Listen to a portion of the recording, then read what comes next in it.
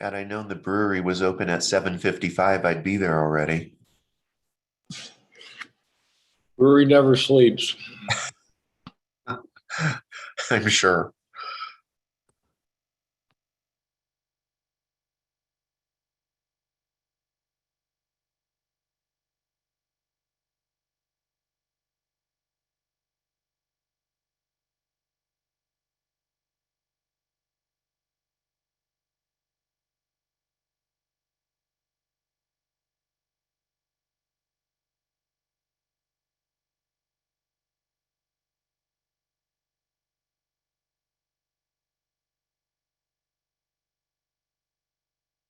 Just in case I disappear and no one knows where I went, I've got a hard stop at 9 today, so I'll only be on for about an hour.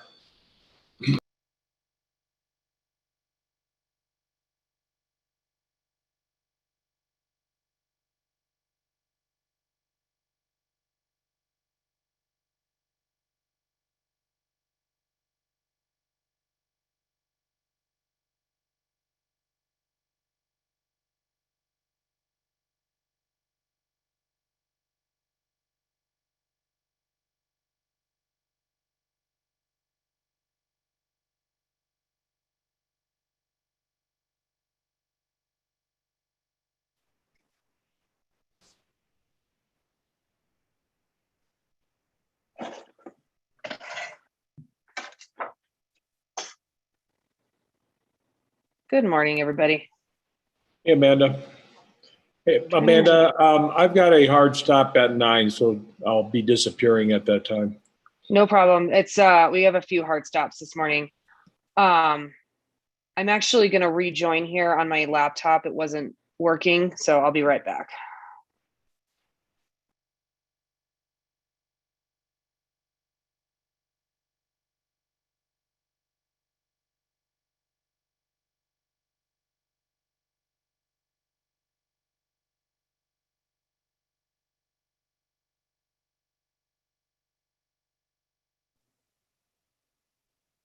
Much better.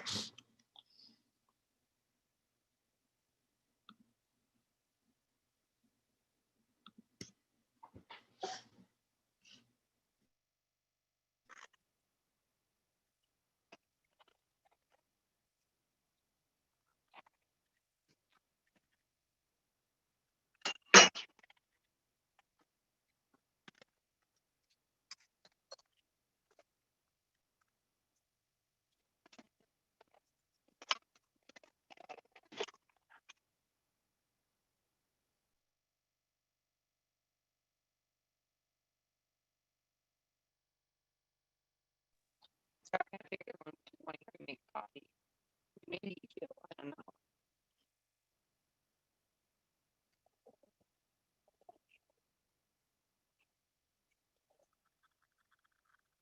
Sorry, man, I thought you were talking. We can't hear you. Oh, can you hear me now?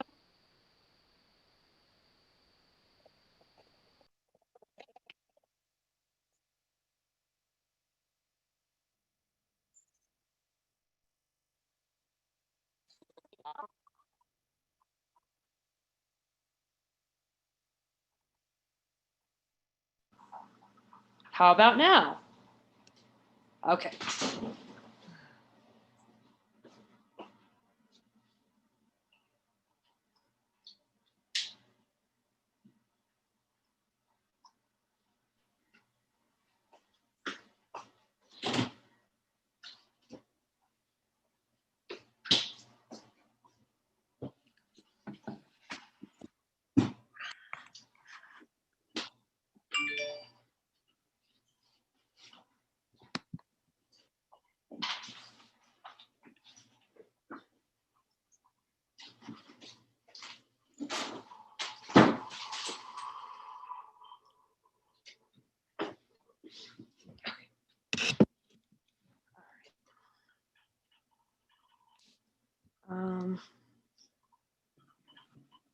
So Kate and Kyle are late. Oh, I see Katie.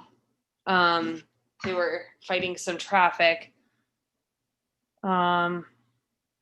We do have a quorum, it looks like. And we have some hard Yeah, we stops have a this morning. quorum.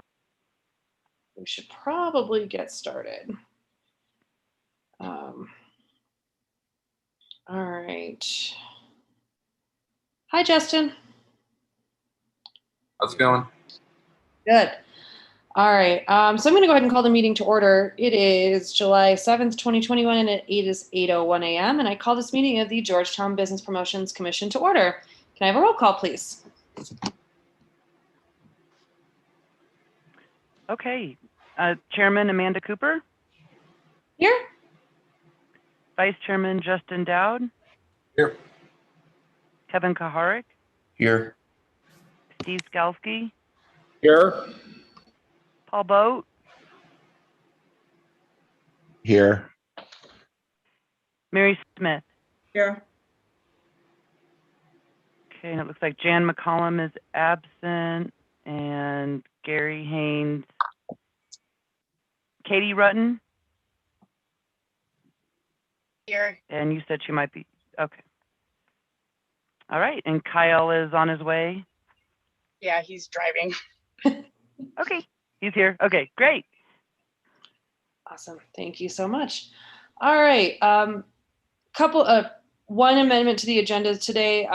We're going to, just after audience business, add Cindy Neely's presentation.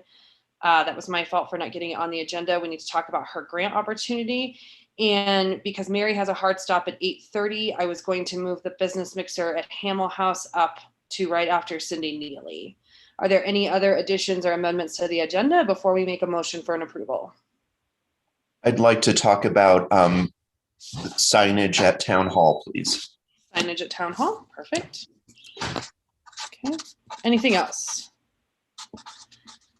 Can I please have a motion to approve the agenda as amended? I make a motion to approve the agenda as amended. And a second. I second. All in favor? Aye. Hi. Aye. All right. Audience business. Members of the audience will have 5 minutes to present any matter of concern to the commission. Besides the amendment for Cindy's presentation, do we have any members? Do we have any audience business today? Is there anyone attending that I cannot see? Nope, don't see anybody. Okay, so no audience business. And I do not believe we have any new business owners to welcome. So with that, Cindy, thank you for Okay. joining us this morning. Well, thank you.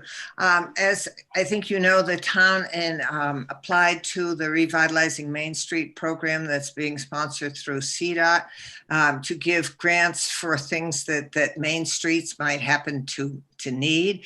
And the actual impetus for this grant was an opportunity to acquire the restroom that is planned for Strauss Park. So that is the main item in the grant. We did apply. We did receive a grant in the amount of $110,000, which is a tidy little sum. The major part of that, of course, was the restroom. However, the granting agency, which is a arm of CDOT at the moment, the granting agency wanted something that was visible to assist downtowns. And so Kent and I talked about it a little bit. I talked to some of you about it, and essentially street furniture was chosen so that there could be tables and chairs that were of some sort of coordinated design that were the same going up and down. This is purely for the historic commercial district. So it has come time for us to pick those tables and chairs. The grant also included a few bike racks, which are being ordered and will be put, one in City Park, a couple down by the lake, and a couple bike hoops potentially in parking areas in the historic town. But right now we're looking at tables and chairs, and I need opinions on tables and chairs because I started out making several assumptions. First, that they could not be too big, that they needed to be, I measured things in the library park and and what's currently out along the street that people are using. And I am recommending the 25-inch round and not square, because round seems to be able to make more people more comfortable. And another assumption was mesh, and so that snow and rain and all of the rest snow particularly does not just collect on top. The third assumption was black, so that it would be sort of uniform in in color and matched virtually any color any building was. What certainly has not been determined in any way yet is where exactly they will go. I think that's going to be up to the merchants as we go up and down the street and say, look, you have this opportunity to, if you want a set of this. Another assumption was 2 chairs to each table. And first of all, I'd like to know, what you all think about the assumptions. What else would you add? Subtract, change? Do you want me to show Yes. the sure. screen with that, Cindy? Yeah, with the 2 of them. I was just going to see if someone of them could do that. So I'm not good at that, so Kent's doing it. I hope. Do you see it now? No? There. Yes, I realized we had talked about folding tables. The reason I'm not presenting one is that weight-wise, they're just quite lightweight, and I worry about that in the fact that we have the type of breezes that we do. Even these might need to be held down, but that's one of the things that is possible with the rings in the center of the legs. If we need to weight them some, we can weight them. Kent, if you go to the next picture.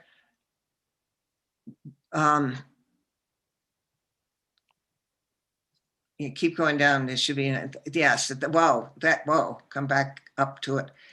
That was another kind of choice. So I'd like to know your opinions. I'd like to know what you'd like. So the round table, Cindy, is that the one you were recommending? And if so, I did notice that the round has 3 legs and the square has 4 legs. Don't know if that matters with the wind and everything else. I don't think it's an issue, but that's my one comment. The second comment I have is, depending upon the placement, I think 2 chairs per table makes sense, assuming there's space constraints. And I think that, however, depending upon where they're located, you're going to probably find a lot of people moving chairs around. If it's anything like my patio, they're going to take over. They're going to put tables together. And then so the question becomes, how does the town manage the furniture, without it looking like a yard sale at some point? No, I think that's a good question, because essentially, the furniture is going to have to be put back in place unless we, in some form, sort of lock it together. And one of the things that has been done is chairs have been locked to the table, which in some ways, so they can move slightly, but so it makes the combination of things quite difficult to move. It's not as simple as walking off with a chair, because that chair is really attached to its table. And my thought is that we might end up doing that, Steve, for that very reason. So that it doesn't get at which point the whole group is a little bit more difficult to move. It's not that people won't, but, and especially if we end up having to put some form of weight in that ring in order to, all of that makes it a little bit more difficult to move, but, And then conversely, Cindy, would 4 chairs per table really take up that much more space? I'm sure you've looked at it real hard, and there's a reason for 2 versus 4. Yeah, the width of the sidewalk is the reason for 2 versus 4, because you really don't want to, you don't want to really be in the middle of the sidewalk. You don't want to be in a position where you're making somebody step into the street to go around them. Is basically what's driving that. I was suggesting that we buy extra chairs, but because we buy stackable chairs so that there could be extra chairs somewhere, and maybe for events that you've turned off, shut down the street, you want the extra chairs. But I think in general, we've got to make it so people can still easily go up and down the sidewalk. Well, yeah, and I guess the last thing I'll say, I'm sorry to monopolize the questions and comments at the moment, but maybe it's also a matter of tables on 6th Street sidewalk have 2 chairs, and then tables located elsewhere. I don't know if these are going to be in Strauss Park or other places. Is this just for 6th Street? This is really just for 6th Street, because Strauss Park will, when Strauss Park is finished, it will have its own arrangement, and the library corner has its own arrangement at the moment, and that doesn't change that. And Kent, would you, is that the first chair or is that the second chair? On chairs, arms may make it easier to get up and down. And again, open work, so snow and stuff doesn't collect. However, without arms is more accommodating to the space. So what are the thoughts on arms?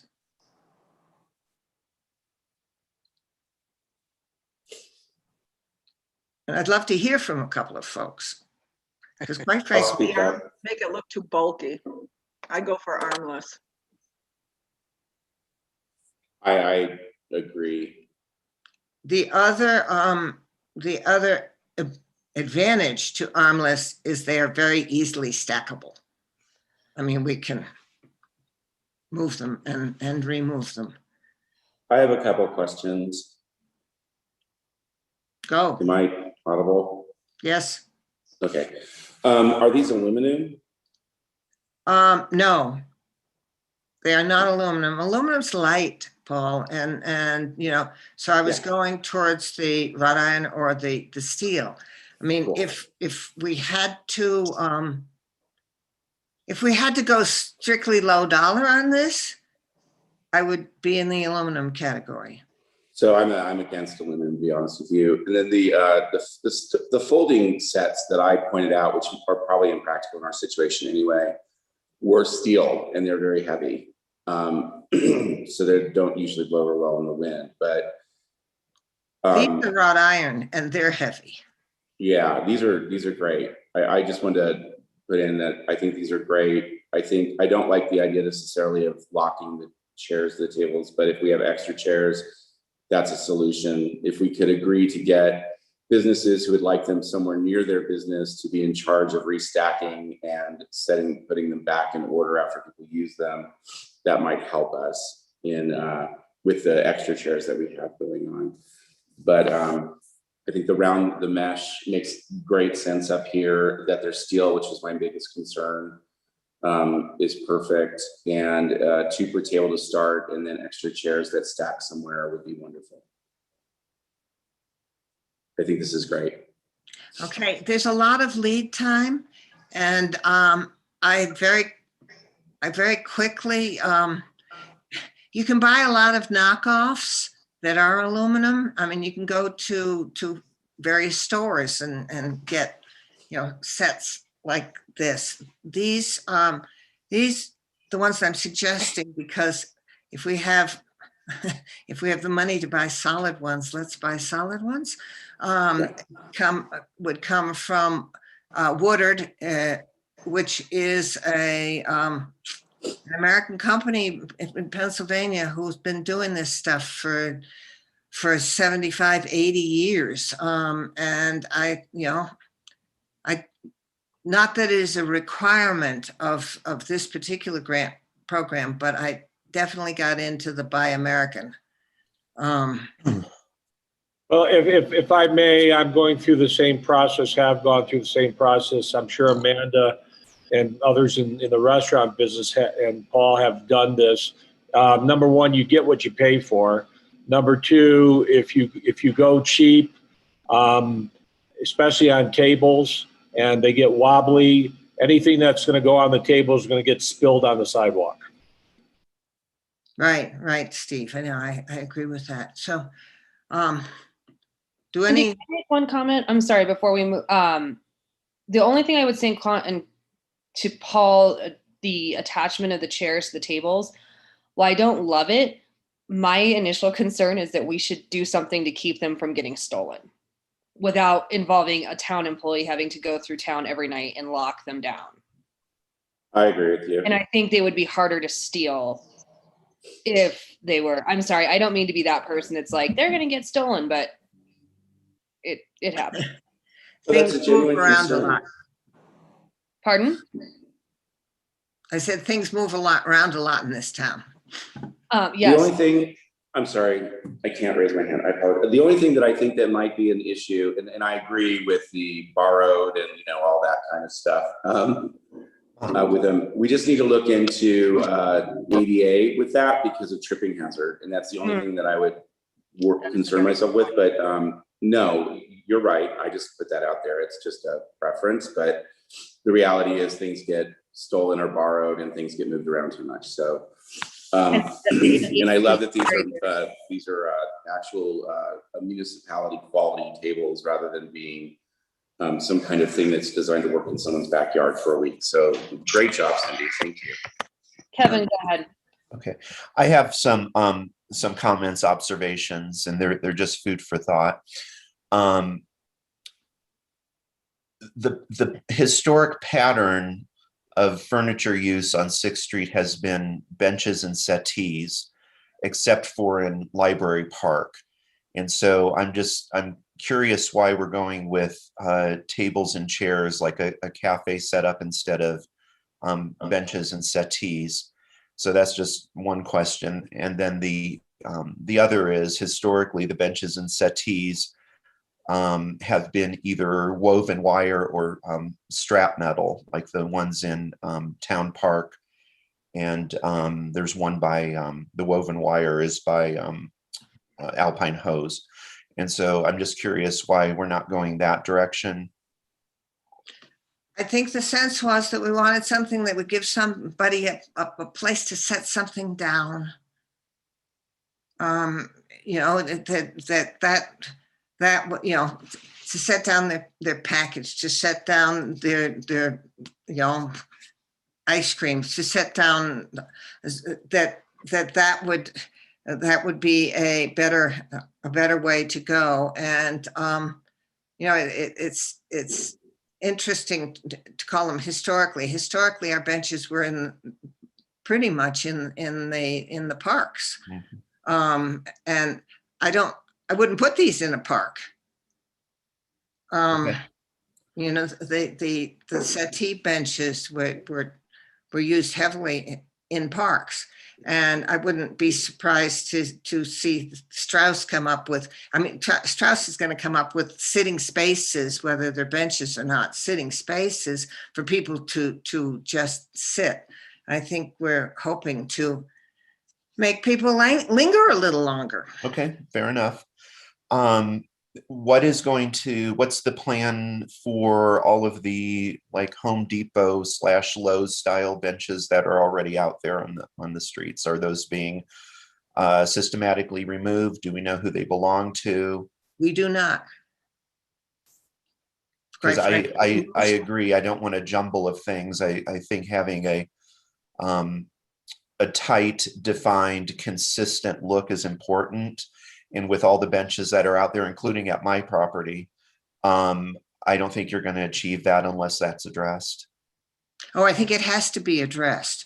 But what has to be addressed is whose benches are they? Mhm. And you know, I don't know whether the hotel owns their benches. We I don't- determined we did. That was a question with COVID when I removed them. Did I have the right to remove them? And I asked everybody if they owned them, and no one did. So the assumption is we do. Yeah, well, So I and- can move mine if need be, but I know that the Georgetown Valley Candy Company has two very nice metal benches that have a little pop-up table built into them. And those are relatively new, maybe a year old, and I doubt that they would want to. I think move those. you're going to want to keep those Yeah, benches. Yeah. And So just some thoughts about some upcoming challenges, I'm sure. yes, yeah. And I think that you're right. A number of the other benches I have personally watched migrate around the downtown. You know, Yes. they show up where they show up. And I think that we're hoping, I expect the candy company to want to keep their benches. And Right. I'm not sure that we have to be absolutely uniform. There's nothing about this town that's absolutely uniform. One last comment about migrating furniture.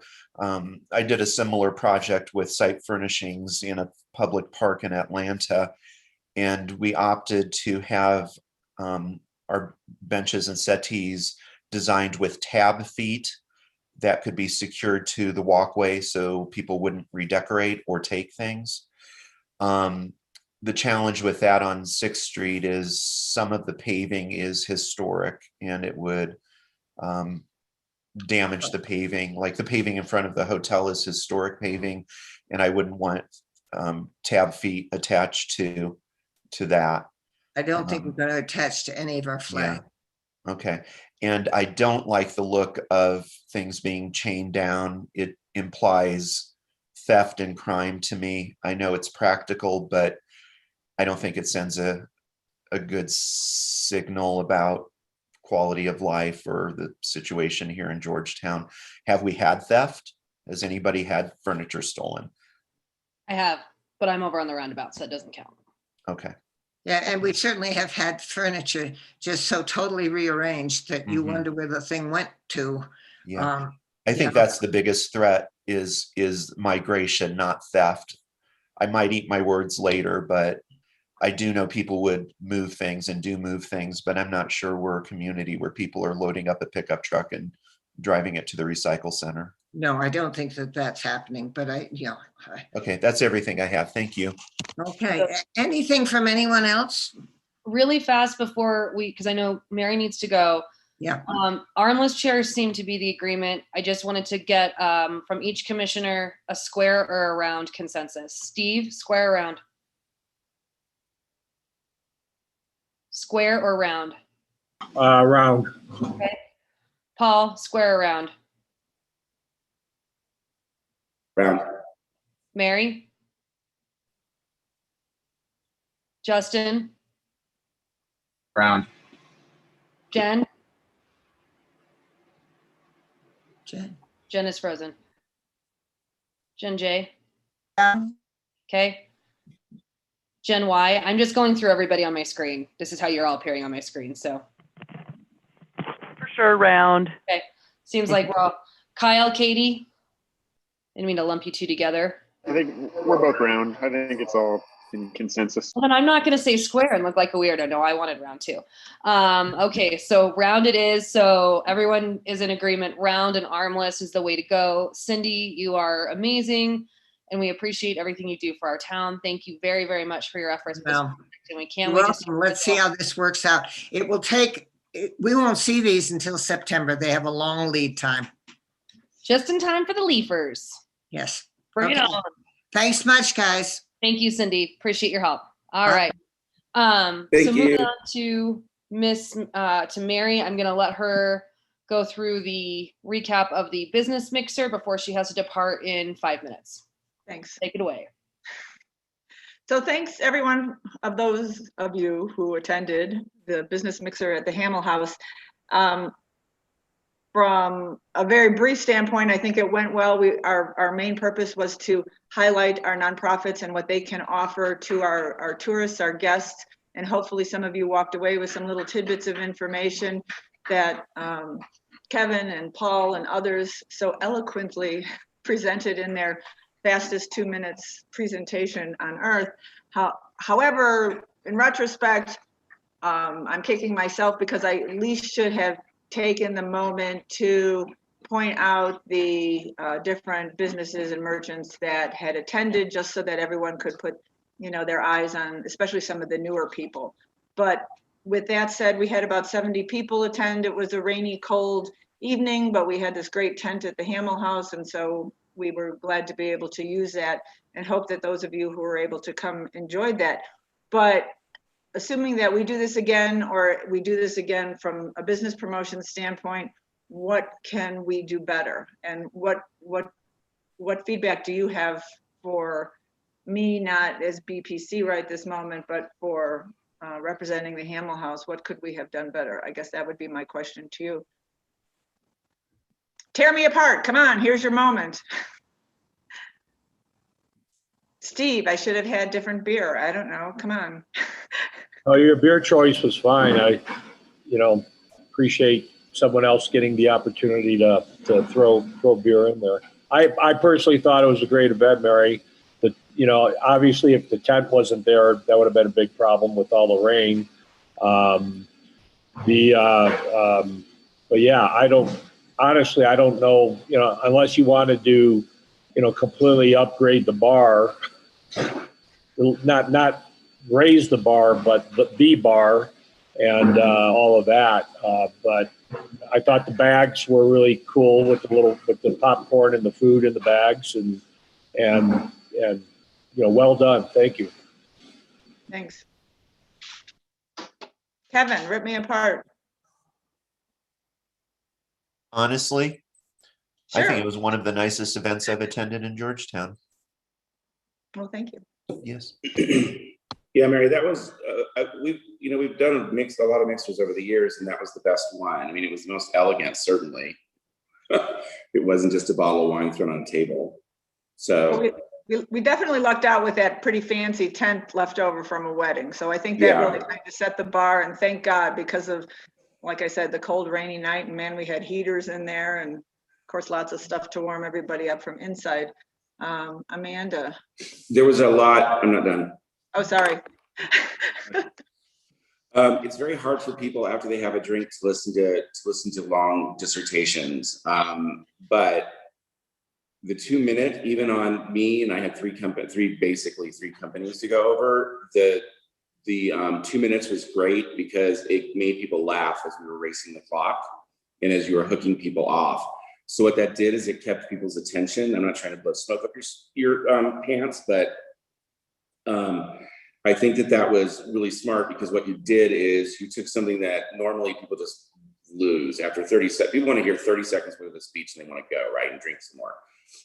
When you did that, I think that was the best way to do it, no matter how much people have to say, because it added humor, it kept people engaged, and are they going to make it, or are they not?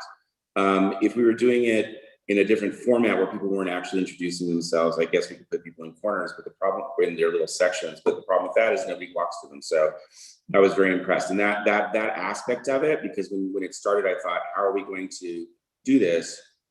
I'm going on. 2 minutes. Bye. You actually would have had 6 minutes because you had 3 venues. So I should have It probably. was great. It was so fun, and it was fun to watch people laugh. That's what I really owe enjoyed. you 4. I owe you 4. I thought it was amazing. The food was great. The wine was great. The only thing I would have, and this is on me, I wish I would have brought an upcoming calendar of events that could have been shared with the different presenters. Things like the tree ceremony that was happening on the 30th, the 4th of July stuff to try and incite more people into the parade.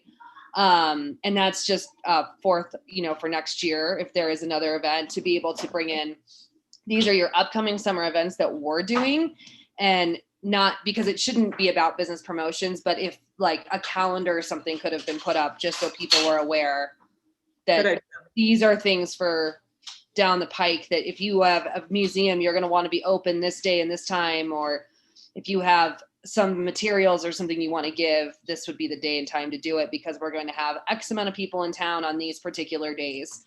So I think for next year, if there could be some type of a placement for business promotions, like even on a table, I don't think we should take away from the nonprofits by any means, but I think we are partners, and how we can support each other is very important. So. No, that's a great idea. And, hopefully we can incorporate that and collaborate perhaps next year when we do this together. Collaboration is awesome. No, it was a great event. The wine was good. The skewers were great. My kids ate all the popcorn. Good. They drank all the lemonade. Good. They found all the ghosts in the Hamill house. It was fun. Okay, well, so that was my little ditty. So I appreciate your feedback, because those are some great ideas. And but truly, if the Hamill House can partner with the town per se, perhaps next summer or whatever, especially when we have that increased event space, so that we can protect ourselves from the outside elements, or even have it inside or in one of the other locations, we'd certainly like to do that and then expand it, like you said. So thanks, guys. So unfortunately, I have to go. I have grandkids visiting, and we are going to go do an obstacle course at Skytrek. So adios. And it's super Amanda, fun. Have a good time. you know my volunteerism here, and I will see you guys soon, and I'll listen to the meeting. Okay. Thanks. Mary, Bye. you're amazing. All right. Okay, so next on our agenda is the 4th of July recap, which also probably coincides with our marketing report. So we'll turn it over to Jen. Am I unfrozen? Okay. You can hear me? So I can't hear you though. Amanda, say something. Well, I'm muted. So there we go. Oh, okay. I'm muted. So you're just the big one on my screen. In the background. So it's like you might hear like cartoons and cereal and fighting. So, it'll only be for like 15 minutes and they're out. So perfect. My internet is finally stable, so I'm just double checking it. Well, I mean, as far as marketing recap goes and events recap, pretty much it's been all about 4th of July for most of the time that I've been here, with the with the exception of the tree ceremony. The tree ceremony was really nice. Thanks for everybody who came out. Since it has been put on social media, I have requests from all over the country for pieces of the tree. So I am welcoming any ideas that people have beyond the cookies to give, sell, however we want to do it. I'm working on that. I wasn't expecting quite such a response. So I'm compiling a list from literally all over the country and in Georgetown of people who want pieces of that tree. So any ideas moving forward? Jen Y gave me the name of a carpenter that can potentially do some things with the pieces of the tree, but any ideas with that are totally welcome. We have some time. The tree's not coming down for at least probably another month. So we have time to get that together, but I'd be happy to hear any feedback on that. 4th of July. Here, I'm sorry, Jen, Kevin raised his hand on the. Oh, I see him. Hey, Kevin. hey, Jen. Great job on the parade, by the way. Thank you. Yeah, and thank you for wearing a distinctive outfit so I could point you out easily. But there was a big inland hurricane that went through Iowa a year or two ago, and there was a historic site that lost a bunch of trees, and so they engaged an artist to do prints of the rings of the tree. And so they cut, like, a cookie or a wafer, and then they rolled ink on it, and then they did it like almost like a printing press, and then people were able to take away a frameable, it was just black ink on white paper, but it showed the rings of the tree. It was super cool. If I can find the article on that, I'll send it to you. Okay. But that's something, I don't know how many prints you can get off of a cookie, but it was very beautiful, very graphic, the black and the white, the concentric rings. And it's something that would be very easy to send, to mail to Sure. far-flung places. And I like so, that idea also because the pieces of the tree itself can decompose pretty quickly if they're not treated a certain way. So that would be one way to avoid that, but still have that commemoration. Okay, yeah. that's a good So idea. I'll send it to you. If you decide to do it, fine. If you don't, fine. But it is very interesting what they did. Okay. That's it. Cool. Thanks, Kevin. You bet. Jen, just out of curiosity, before we move on to 4th of July, approximately how many people have requested? Do you have any idea? 40. Oh, Seems like a lot to me, but I was like, I wasn't expecting that high a number. So, but great. Yeah, that's where I'm at now, but they're still coming in. I mean, I have probably 2 more just as of today. So as the word is spreading, it's definitely growing. So that's the tree. 4th of July. Well, I don't have anything to compare it to, but it seems like it went really well. I thank you so much to Amanda for all your help with that. I welcome feedback because, again, I don't really know what I'm comparing it to. I thought it seemed to go well. The feedback I've had so far from attendees as well as all of you have been that it went well, but as Mary says, rip me apart. Tell me what you think, because I don't have anything to compare to, but I am glad that the weather held out, the one thing we can't control. So that part of it was great. I thought everybody was really worked together to make it happen. And Steve, anybody? Go for it. So I think the first time was able to be at my place of business and then watch the parade. And it was just a phenomenal event. When you're working it's not a lot of fun. It's fun, but you see it through a worker's perspective because you're running around and yelling at people and all that.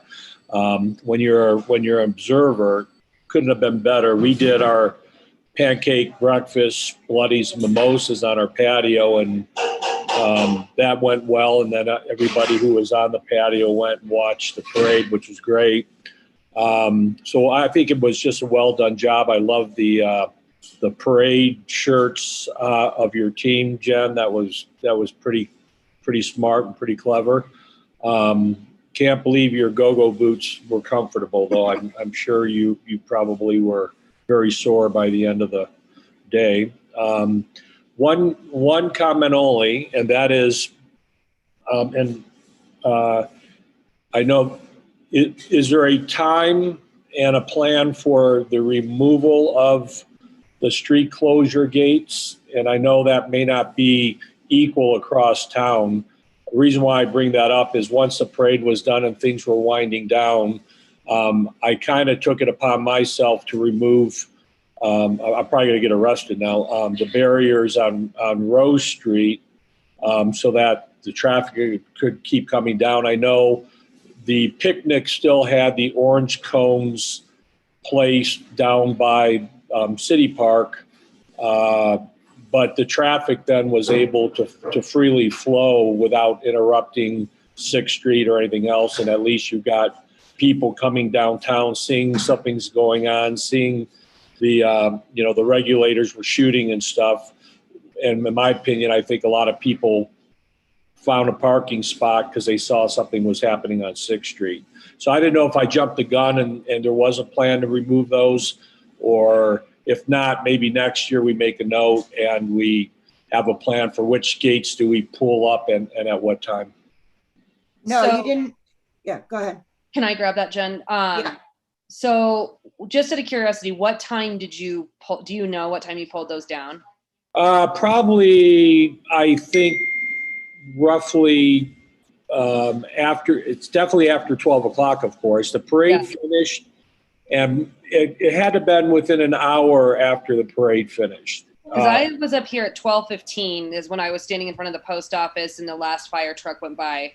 I know because I ran home, got in my car, and drove to my place of business and ran around there for a couple hours.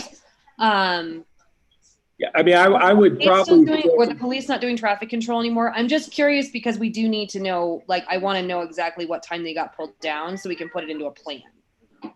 If you know, like, or approximately. Approximately 1 o'clock, between 1 and 1:30, because they were up for quite some time after the parade ended, and I don't remember what time I started walking around downtown and moving them aside. So.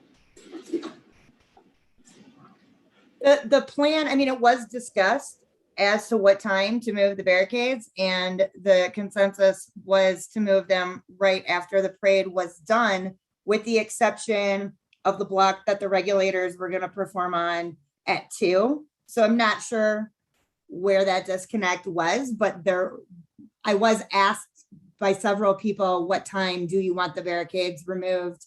And it was as soon as the parade is done, because the parade went a little long, so we didn't have an exact time, but I think like 12:30 would have been reasonable. So in my opinion, it should be removed right after the parade ends, but you may want to allow 15 minutes or so, because when the parade ends, you have a lot of people standing in the street, and you still got a lot of people on the sidewalk, so you don't want cars coming at them right away. But, shortly after the parade would be fine. Within 30 minutes would be more than adequate, I think. Okay. I'll follow up on that, see what happened. Sorry, my kids are getting out the door here, and then chaos will not reign in my home. There's a couple of other things that I do want to get on to this, but I want to just see what other feedback everybody has here before we talk about some of the other little things that need to be for next year. Does anyone else have any feedback? The barricades is really good. Justin, do you have any feedback? No, unfortunately, I wasn't able to attend, so I wouldn't be able to give any sort of perspective on that. No worries. Anybody else? Katie, Kyle? We had a great time. We watched the parade and had a great time. We thought it all went really smooth. Steve, I want to say when you removed the barricades, it was like literally like 5 minutes after 1, because I was talking to you when you did it. And I looked at my phone at that time and it was about 5 minutes after 1. Yeah, I think I was I was part of the entertainment. People were watching me just take over and throw barricades aside. Yeah, you were like the parade bouncer. I have one other comment. I just want everybody to know that Travis Voles, who does our social media, did a Facebook Live broadcast of the parade, the complete parade. So if you see him, thank him for that, please. And he got a lot of great feedback. So a lot of good PR out of that from people who are not able to be here. Awesome. And I see Gary's on now. Hey, Gary. Yeah, good morning, everyone. Sorry I was a little late. No problem. How did the regulators feel about the parade this year? Oh, they loved it. They thought it went really well. We always like shooting our guns off. So apparently everybody liked us a lot. Cool.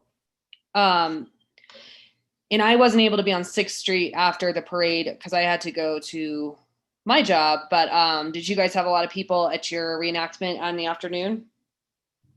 Oh, we did. Yeah, there was a good turnout for that. Good. Okay. So a few things that came up. Amanda, it's significant for me to just say this. The brewery had the best day it ever had since we've opened on July 4th on Sunday, hands down by a huge margin. So this business right down in historic downtown Georgetown greatly benefited from that parade. I had the same experience, Steve. I had my best 4th of July ever. We were open just half a day and we made as much or more money than busy days when we're open a full day. So we really packed them through that day. Yeah, this, just to be clear, not my best 4th of July, best day ever, including any Christmas market days, which are huge for me as well. So. Oh, that's good to hear. I wasn't really open on the 4th just because I was so busy with the regulators and all that stuff, but I'm glad everybody did well. Good. So, and just a few notes to put on the record for next year, just because we had a super minor incident. It was not anything serious, but we did have somebody take a header off of something, a razor or something. And he was totally fine, but the police requested that next year, and I'm assuming it will still be Jen and I doing it, but just in case something we're not around, which I think we will be, but we need to make sure that we get the names of everybody who shows up. There's a lot of informal people that just like roll up into the parade. And none of us knew who this person was. And that's on me. I was checking everybody in. And he just showed up dressed like Uncle Sam on his razor. And he's like, I want to be in the parade. And I was like, great. Okay, go behind them and you're fine. And so that's 100% my fault. We at least need to try and get a name of everybody so we have it for the record. Again, it was minor and nobody was maimed. But when they were trying to figure out who this person was and Jim was looking for him and John was looking for him, they were concerned that they were hurt, and because apparently it was quite a spectacle to behold. I didn't see it. It was at 8th and Rose or something. But we need to make sure we get names of everybody who shows up. There was a couple floats that were missing, and these were comments I got from the market yesterday. So we were missing Loveland, we were missing Easter Seals, we were missing Charlie's Place. Those were the 3 big ones that Charlie's Place was a registered attendee. We didn't see them. And again, things happen. Our parade's obviously very... Charlie's Place was walking in front of the hotel. It was like a little group of Chihuahuas. I personally never saw them, but I've had feedback from a couple people that says they were there. But they were there. Are we sure it wasn't Barking Loop because they had several dogs? No, it was Charlie's Place. It was Charlie's Place. How many were there? They had dogs for adoption, and they were saying Charlie's Place, and then the lady who runs it was one of the walkers. Okay. Well, yeah, I missed them too. So Jen and I both missed them. So I'm glad they were there. because we were like, where's Charlie's place? Because most people were coming up and checking in with either Jen or I and saying, I'm here. And everyone was kind of staging where they normally like to go stage. And so there was, and the other one that was missing, but we knew they weren't coming, was the singers that ride on the trailer. I forget who they are affiliated with. No, you're fine. I knew, and for people who didn't check in, Jen and I knew you were there because we were running around and seeing people. And so we were aware the Kazoo Band was there. So and we were aware Hotel de Paris was there, and we were aware of lots of different people. Easter Seals in Loveland were both, people commented they were sad they weren't there. Was there anybody else that we need to outreach to next year that normally does it that we missed? And just a quick word on that, a lot of people that have been in the parade or groups that have been in the parade that I reached out to had serious staffing issues with their regular business. And so they were just not able to spare anybody to come down to the parade. That may not be the case in the two that you just mentioned, but that was sort of the general consensus was, I know the railroad for sure, they really wanted to be there, but they would just say, we just don't have the staff. So hopefully that will be resolved for sure by next year when people decide they want to work again. So, is there anybody else that you guys can think of before that we should reach out to for next year? Because Jen's compiling a really great file for this of updated stuff. We've been using Sandy Jackson's, the file that the parade's been being built off is Sandy Jackson's red, white, and blue binder. That has, it's amazing, but we're updating it, so. Okay. Well, for next year, obviously, hopefully it's going to be bigger and better. Jen, phenomenal job for your, that was no easy task for your first parade. That's a hard, stressful thing. And you killed it. So excellent job. Well done. Thank you. And I absolutely couldn't have done it without Amanda. So she deserves as much applause as I do, but thank you everybody. I appreciate it very much. It was super fun. I can't wait to do it again. Yeah, it's a lot of fun. Hopefully no Uncle Sam's launching off of razors next year. No. Yeah. So we'll skip that. Okay. So Jen, coming up for you, what is on the horizon for our next thing? As far as big, there's not, we've got certainly a list of upcoming smaller events. Sorry, Katie.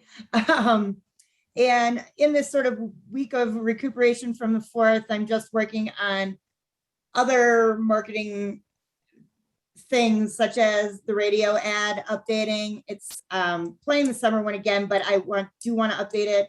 I know I've talked to a couple of people about that. If you have any, again, feedback, ideas, how you want that to look. I don't know, did anybody hear the 4th of July ad? Just out of curiosity. Ran for a week. I didn't hear it. I listened, I didn't hear it. Hopefully someone did. We have any idea what time they play our ads? I gotta be honest, I should listen to K-Goat more. I listen to it when they do like their interviews and the commissioners are on, but I'm not great about just like jamming to K-Goat in my house. Should. Yeah, I don't know. I'll find out from the person that I talked to. He's pretty communicative. I think it's a newer guy, not who we've worked with in the past. He's pretty communicative and he's pretty about us. So he is happy to change our ad as often as we want. And he just says, give me the words and I'll read them. So I've done some research. Radio ads writing is not something I've experienced in the past, but I've done some research and I think the feedback was good on the writing of it. I just don't know if anybody heard it. So I'm working on that. Probably I'll have to get that to him probably by tomorrow so we can get that updated ad. So send me an email or if anybody has reading the comments. So yeah, if anybody has any thoughts on that, please let me know. Updating the town map with business listings, working on updating websites. There's the website and trying to get together with Kyle to work on that. I can do it more from my end. We just need to update some things on there that are inaccurate and potentially take off the we're open from the main page and change it to something else if everybody is in agreement that everybody's open. So we can take that piece off the main page of the website. So thoughts on that? And then just the upcoming smaller events. We have Mustang Club, we have Bighorn Sheep Festival.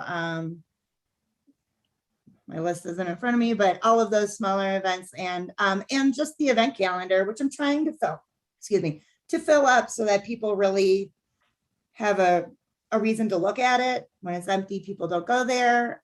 So I'm open to putting all kinds of events on that calendar, making the bigger events a bit splashier. I did my first town pickleball last night. I don't know how to play pickleball. Mark and I went up to the tennis courts and figured out how to play pickleball. So that's a small event, a town event, but something that we're, trying to come up with. So that's pretty much what I'm working on right now. A couple of things too, and Jamie Lacrosse is the person that coordinates it, but the chili cook-off, I think, is on the horizon for October. We don't have much on the calendar really in August around these parts. August is very, it's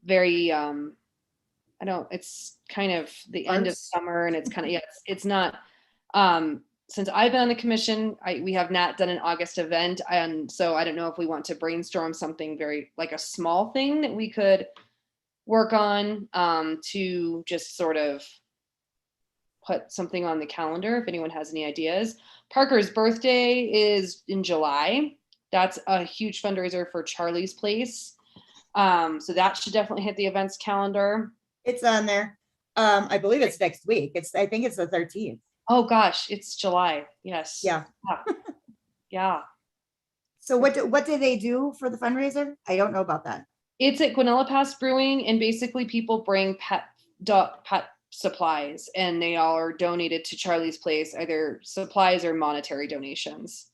Okay. And Parker's on the news like he is once a week, and that's pretty much it. So okay, the most famous Bernese Mountain Dog in the ever.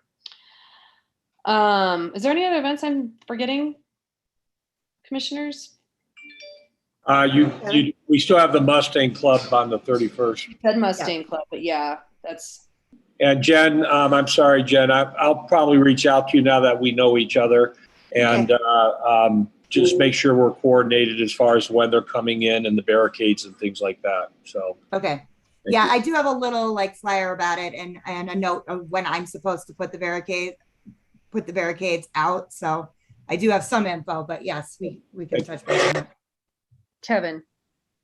This Saturday is our annual Bastille Day celebration and silent auction.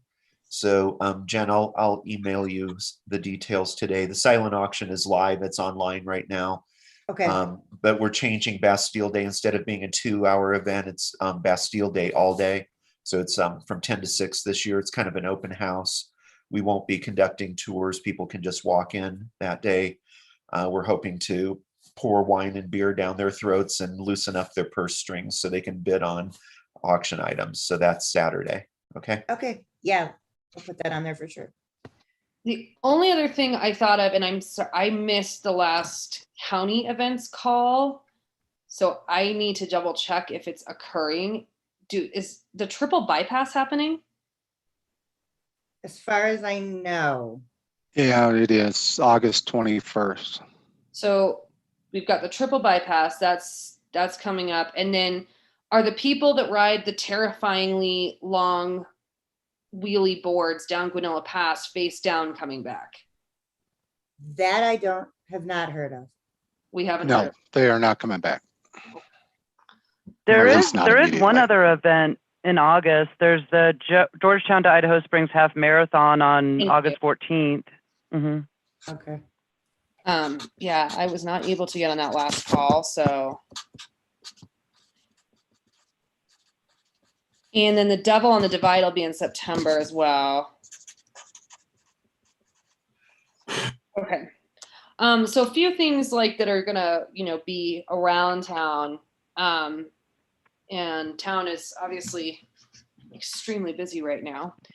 So we don't need to necessarily draw people in, but it's great to have things for them to do. So this is an aside that maybe we can start having conversations about a couple weekends where we could put vendors in Strauss Park. We obviously still have mountain jams every weekend. We have plein air coming up, right, Paul? What's the date on plein air again? It is the weekend of the 30th and 31st. The just double checking to make sure that my dates aren't weird. The reception is the 31st, and then the gallery goes on for 2 weeks following that. Okay. Well, if anyone has any ideas for something, oh, no. Sorry, my trash just went by and I haven't put it out yet. It's not 9 o'clock. So I'm like, oh no, I hope they're coming back. So if anyone else has anything for events that we can do to kind of, you know, maybe just beef up the calendar in August, nothing that's going to be major. Because the next things we do have to start thinking about are like John Denver Days is the next big one that we really have to start working on. So that will be on our next agenda. And obviously we have all these little ones in between, but it's town is extremely busy. I don't know. So do you guys know that we get this like nifty sheet, right? You guys all see the sheet? So our sales tax is really, really, really good.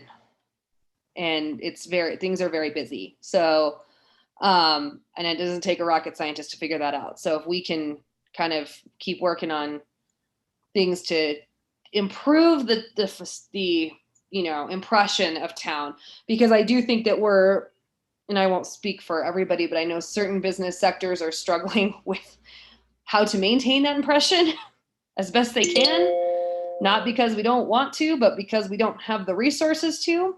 So I think it's the more we can get people into the historic district and give them some little options and things to kind of get a nice impression of Georgetown is awesome. Kevin, sorry, you just disappeared. There you are. Hi. I was Okay. like, I saw you and my whole screen rearranged. This is a good segue for the item that I added about town hall signage. And so you hit the nail on the head. It's about the visitor experience. And one thing that we have dealt with and helped with for years over at the hotel is helping people find the public restrooms at town hall. And so I don't think it would be inaccurate to say that the current signage is not working. They're sent down the street by other stores and vendors along 6th Street, and then they end up coming into the hotel confused. They don't know where the bathrooms are, and they're right across the street. So what I'm asking for is consideration for better signage, maybe, you know, an A-frame sign that sits out on the sidewalk that says public restrooms, welcome something, or an improved shingle that hangs up there. It says public restrooms, but no one sees it. And it's not so much the disturbance of people coming in all day long. I joke that we're the Lancome counter of 6th Street because we're always showing people where the restroom is because we don't have any.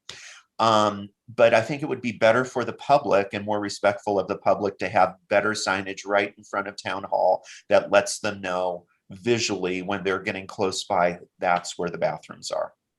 That's it. I will defer to our town administrator on this, and I apologize. I'm going to take a minute to try and move my trash can. I'll be right back. Thank you. Talk amongst yourselves. We can work on a sign. I'm trying to figure that out, Kevin.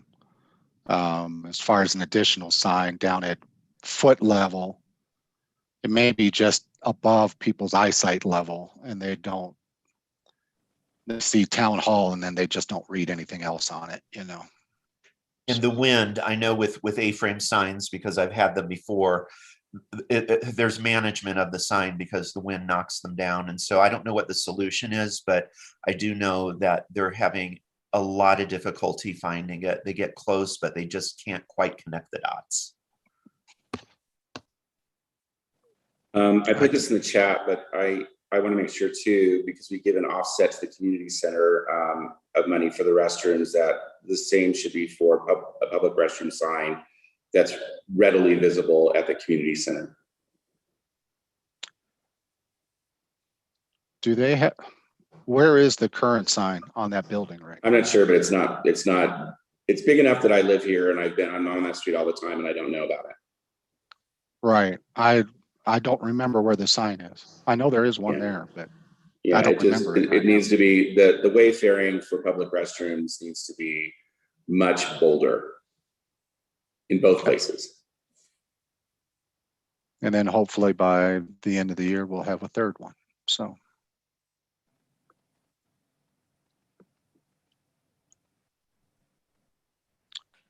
We used up the time, Amanda, so. Sorry. They're never this early. Did you get it out there in time? Yes, I did. Okay. I'm trying not to feed the bears. I keep it locked, but things got to get moved. So was it just, can we do another sign, or is the sign, I mean, it seems pretty simple. We'll figure out some better signage. Okay. Absolutely. Okay. Awesome. Before we move on to banners, does anyone else have anything for events? Okay. Awesome. Okay. Well, again, great job, Jen. I'm going to turn it over to Kyle with banners. Yes. So banners, the saga is finally nearing completion. The banners were printed, and they looked beautiful. And I went down there to pick them up and noticed that the pocket holes were the wrong size. So unfortunately, when that happens, apparently they all have to be reprinted. And there was a little bit of a dispute between me and the printer, just because we went through my emails and I asked for a 1-inch diameter and they gave us a 1-inch circumference. So too small of a pocket hole, but because of the way I communicated, it was a bit clunky and they felt like, they weren't completely at fault. So a little additional cost there, but thankfully Bullfinch, this is a paid project. So I was able to get that funded without having to add any kind of additional delays. So long story short, that should be the production of the banner should be occurring, I would say by Monday. And then I'll pick them up the day they're done. And I have been coordinating with Kent a bit on, actually Kent has been coordinating on his own on how to get those installed, but I'm sure we'll get through that no problem. And that's kind of where we're at banner wise.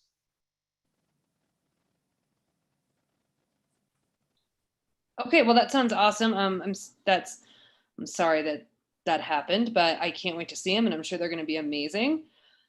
So we'll just kind of wait and see when those are done. Brochures. So I know we had some discussion on the brochures at our last meeting, and I full responsibility didn't give brochures a moment's thought this last month because I've been consumed with the 4th of July.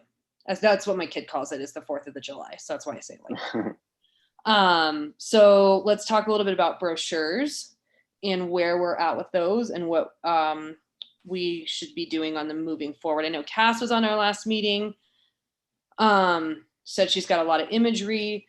And so do we have any update or plan on the brochures? Now I can dedicate a lot more time to it. So yeah, I think I have. I'm just looking through. I didn't have this on my list. I should have, because I was working on it. I have the brochure file. I think I circulated it to a few people for feedback and pretty much got a thumbs up. So if you give me just a moment here, I should be able to find. I didn't mean to put you on the spot. Oh, you're good. But I should be able to find something to screen share here. Yeah. So let me screen share.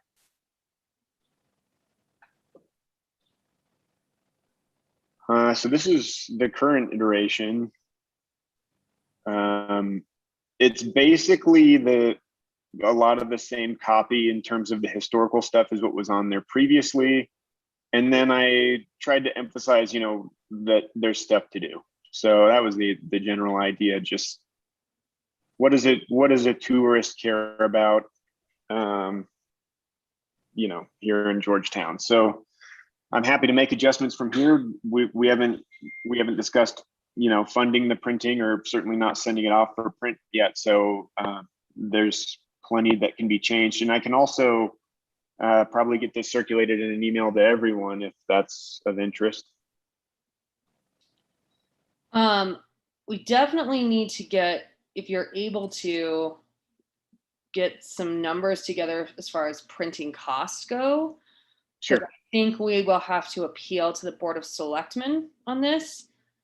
I need to double check our year-to-date budget, and I recall we had a line item for brochures, but I don't want to say that without verifying that for sure. So I will email Mary and double check. But yeah, we can get printing costs. And then as far as additions go, I mean, is there anything else that we feel needs to be on there? I know, and I apologize, I can't remember if this was a side discussion that someone brought to my attention or if it was a commission discussion. Did someone brought up the QR code linking to a map, or is that going to our website? The QR code currently goes to a website, but it could also go to a map. It can go anywhere. Somebody asked me, and I think this was on the side, if we could get a map, and like an updated map, and I don't know if we wanted to integrate that or have those things separately that Jen is working on. To me, it makes sense that it should be a QR code, but I want to know what everybody else thinks. I agree. The QR code would be helpful in my opinion because, and I speak from the roundabout side, for whatever reason, it's that sort of weird perception that we deal with, like, is there anywhere to shop? Is there anywhere to walk around? Are there any museums? And we're constantly sending people up Argentine and giving them directions. If we could find some way to outline where they park, number one, which I know is a whole separate conundrum, and how, like, and what, is available to them up there, I think that might enhance the brochure a little bit. But I think the look of it is so nice and so clean. I don't want to personally deviate from what you've got here. So I'm curious what the rest of the commission thinks.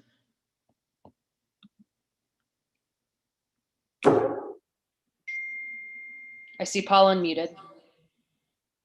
Yeah, I just didn't know how to raise my hand when it's in this view.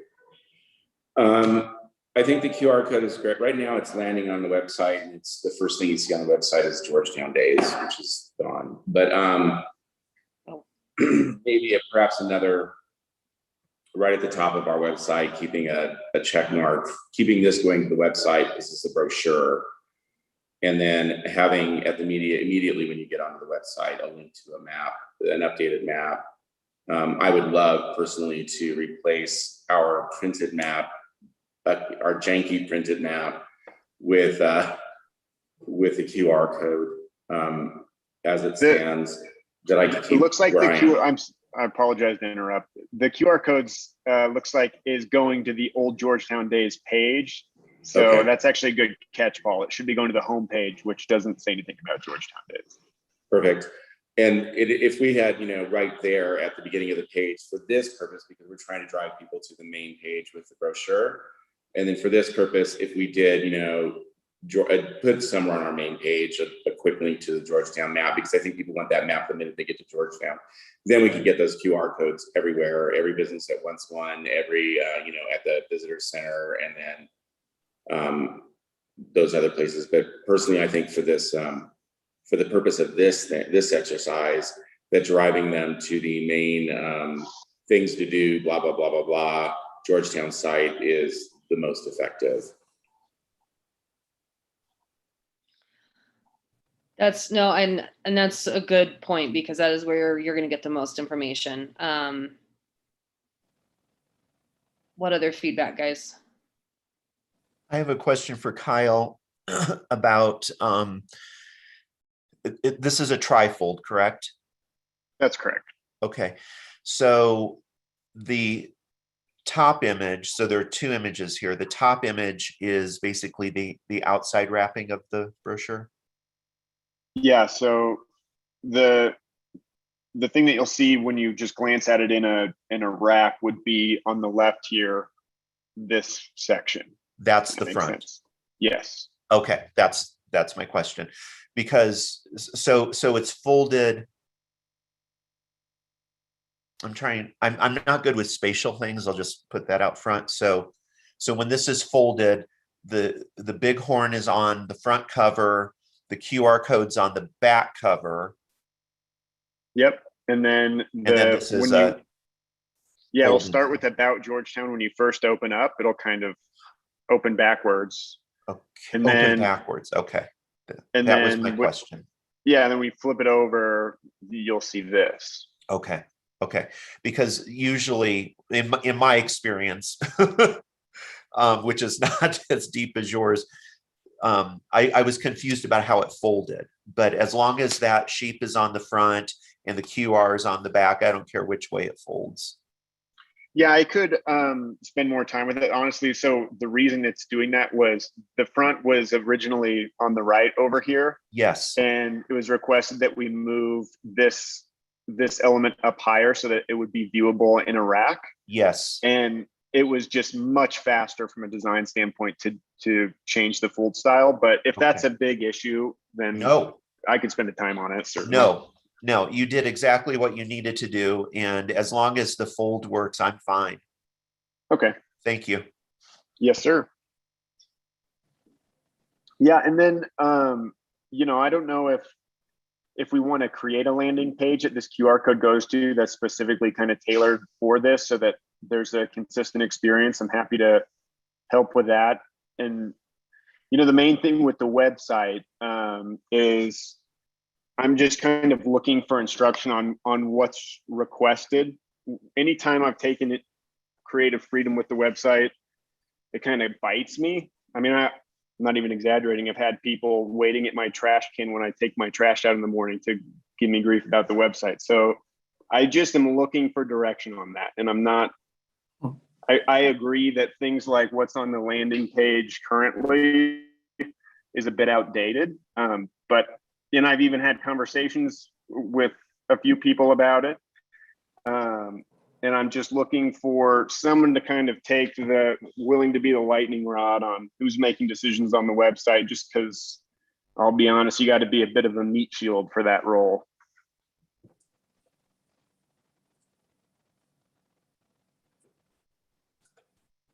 Well, I'm sorry that people are yelling at you by your trash can. That's.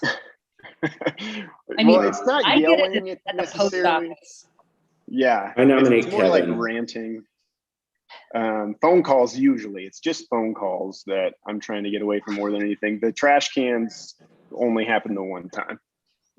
I have to say that if you're a doer, and especially I've noticed it here because we're so easy to get to as opposed to a large town. That's the norm here. I know you've probably figured that out.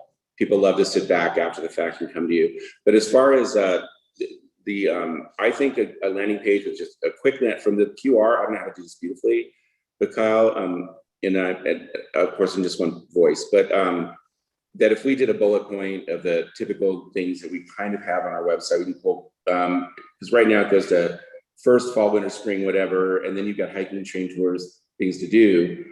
If that landing page were map a town, businesses, whatever, that's not going to be on your smartphone from QR code anyway, and it's just designed for a smartphone, and it's just very quick, very simple but pretty, that map dining, workspaces, you know what I mean.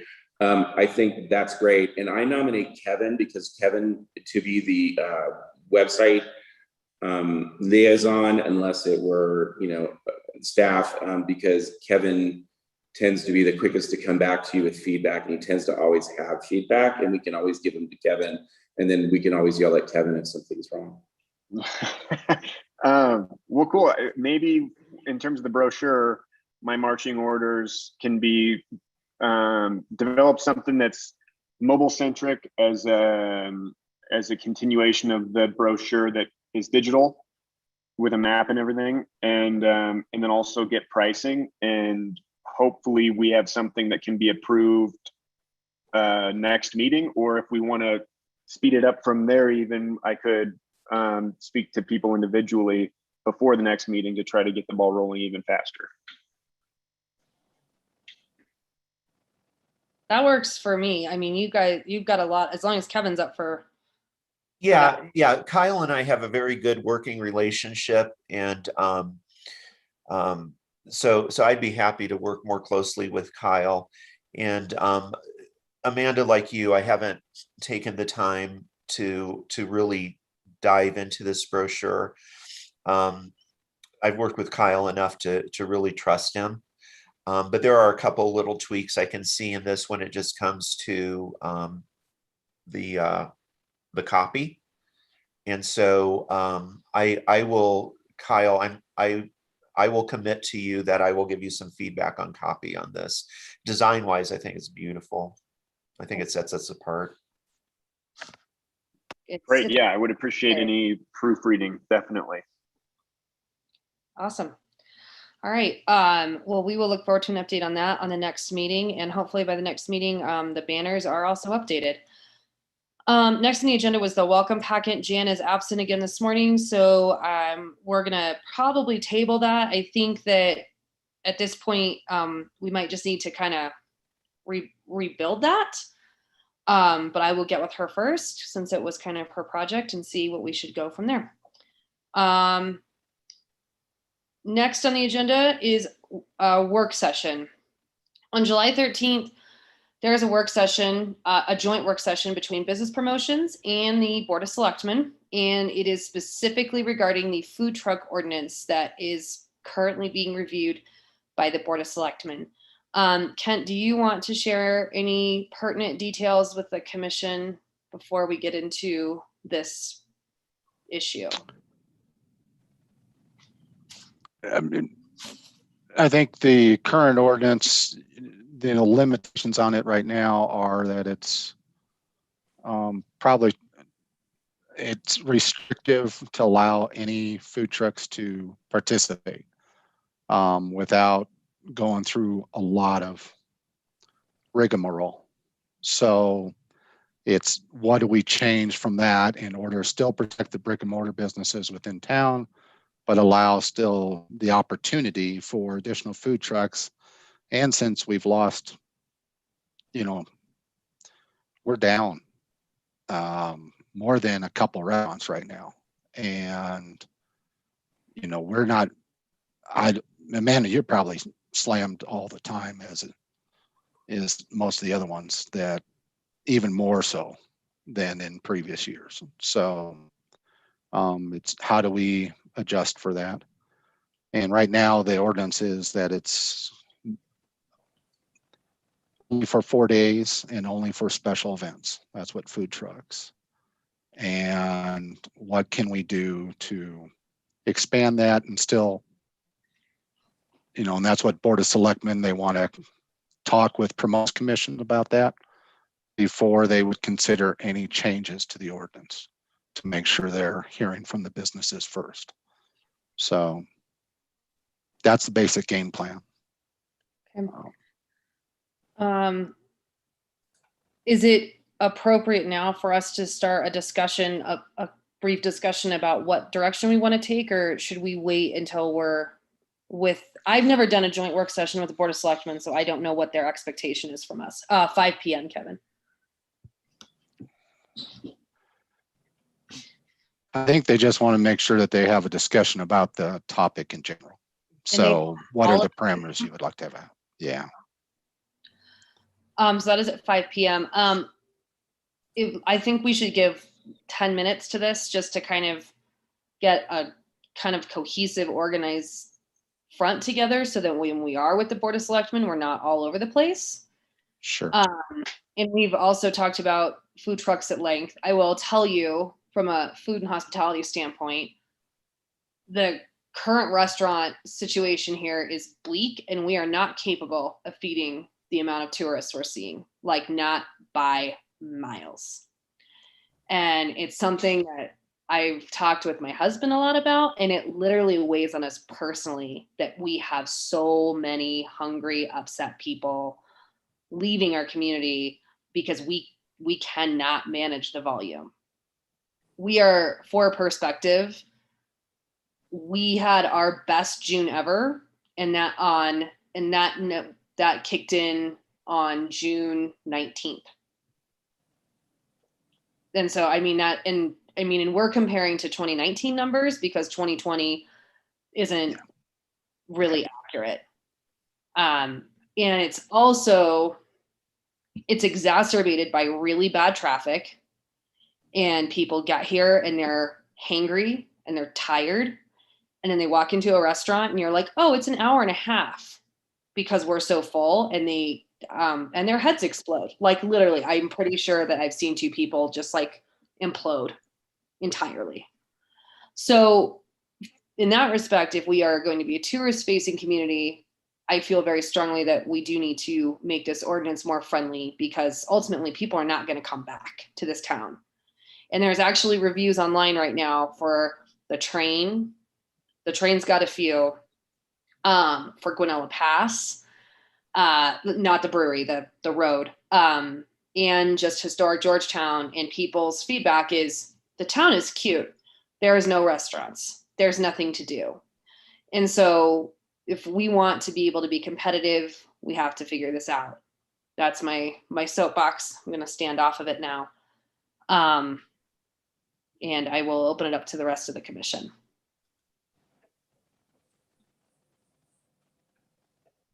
I raised my hand, but I'm just going to butt in here. Can you guys hear me? Cool. Okay.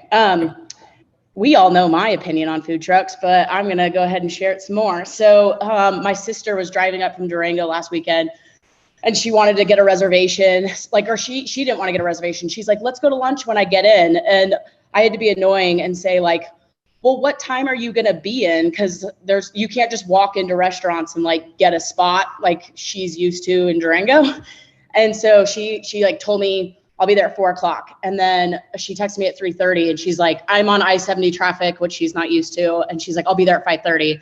And my reservation was at Cooper's, and you were so sweet. Your restaurant was so sweet to accommodate my change in reservation. But I was having like a mild panic attack because I was like, they're like really busy on Sundays, and I don't think I can get my reservation moved. Luckily, that wasn't the case, but anytime I make plans pretty much with anyone that's not from here, I'm like, we might have to go to Idaho Springs or Denver because there's nowhere to eat in Georgetown on a weekend where I can just walk in. Like my sister from Durango had to give me a 6-hour notice just so I could make a reservation at Cooper's, and they had like no reservations open. So, and that's no shade at Cooper's. You're one of the only restaurants open. So, luckily I was able to make a reservation there, but I mean, it would be so cool because I want my family to see where I live and, experience Georgetown and all the charm that is here. And it's so frustrating just as a person that lives here that we can't experience the place that I live because you want something to eat. So I love food trucks. I love the idea of what they do for allowing people to take in visually their surroundings and be outside and experience the best of Georgetown, which is our historic district and is, the mountains and the creek and everything like that, So I'm always going to like be a huge cheerleader for it, just from a very like local standpoint. But I'm reading the comments and it's like, once again, the visitor experience, like my sister was like amazed that the only place to eat really was Cooper's. And my family was like, oh, Cooper's. When she said we were going to Cooper's, she was like, my mom's like, oh yeah, that's where we went. And I'm like, yeah, because that's where we go. Like that's what's open. And my family knows Cooper's on like a very personal basis because I always take them there. So I'll stop now, but big cheerleader on the food trucks. So I'm going to chime in here. Visitor experience. I think this overarches everything. And so Amanda, you just made a comment. I wish I would have committed it to memory, but we need to, as a commission, help the businesses that we have be their best. And if that means getting them reopened, like things like the Alpine Hose Museum, we need to find out what those challenges are for businesses, why they have limited hours. Maybe it's a reasonable thing, or maybe it's easy to fix, maybe it's impossible to fix. But if we could assist people almost like consultants and help them be their best if they want help. We know not everybody does, but I do hear it all the time.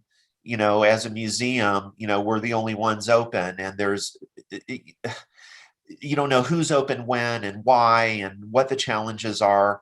So maybe when there's another business mixer, maybe that's what the topic is. What are your challenges? What can we do as volunteers, friends, neighbors, or the town to help people open their businesses and get these visitors happy? Because they're not. One of the big challenges, and because we're talking about food trucks, I will speak specifically for restaurants. There's a kind of a twofold chain reaction that's occurring. One is the obvious, it's staffing. In the case of my restaurant, it's the fact that we don't have kitchen employees. And so we only have 2 people who can currently work on the line. One of them is Ryan, and he just can't do it every day. That's not feasible to stand in the kitchen for 13 hours a day. The other issue is supply chain, and the amount of product that we are consistently running into every week that we are not getting from suppliers is insane.